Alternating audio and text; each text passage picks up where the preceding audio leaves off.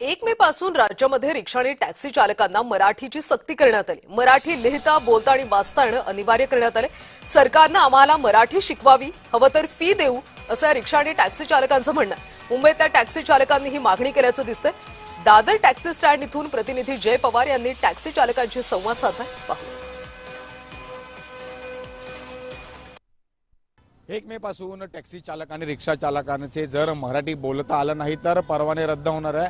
आपण काल या संदर्भात रिक्षा चालकांची प्रतिक्रिया जाणून घेतली होती, मात्र टॅक्सी चालकांची या संदर्भात काय प्रतिक्रिया आहे हे जाणून घेण्यासाठी आपण सध्या आलो आहोत दादर या परिसरात। सरजी, 1 तारखेपासून जर आपल्याला मराठी बोलता आलं नाही तर आपला परवाना रद्द होणार आहे, कसं बघते एकंदरीत या निर्णयाकडे?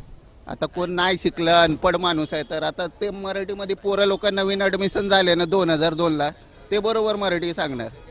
ते गावावरून अभ्यास करून आले तर अनेक टॅक्सी चालक आहेत ना, हे गेली 10 वर्ष 15 वर्षांपासून टॅक्सी रिक्षा चालवतात पण मराठी येत नाही। ते काही शिकलेच नाही ना सर, अभ्यासच नाही त्यांना। आता पहिलं आम्हाला टॅक्सीवाल्याला ॲडमिशन करायला पाहिजे क्लासमध्ये। बरं, म्हणजे गव्हर्नमेंटने तुमच्यासाठी मराठी शिकवायसाठी क्लासेस घ्यावे अशी तुमची मागणी आहे? आणि जास्त नाही, महिन्यामध्ये 5,000 रुपये महिना दिलं तर सर्व येणार। जो पढ़े लिखे नहीं है, रोजगार के लिए यहाँ पे आए हैं, अगर उनको मराठी नहीं आता है तो यहाँ से जाएंगे कहाँ? अगर हम यहाँ मुंबई वाले के यूपी में जाते हैं, जैसे मान लो अयोध्या के दर्शन करने, अगर उनसे बोला जाए तो हमारी भाषा बोल लेंगे, नहीं बोल पाएंगे ना। तो ये गलत हो रहा है, लेकिन ठीक है, कोई बात नहीं, ये सीख लेंगे। आज नहीं तो 1 साल बाद, 6 महीने बाद, 5 महीने बाद सीखेंगे, लेकिन ये गलत हो रहा है। तो फिर अभी क्या करोगे? 1 तारीख के बाद अगर आपको मराठी नहीं आ रहा है तो आपको टैक्सी बंद करना है फिर? अरे बंद करना चाहिए, उसका भी हल होएगा ना, सीखना पड़ेगा ना, उसका भी क्लासेस होएगा ना, क्लासेस लेंगे, बंद काय लिए होएगा।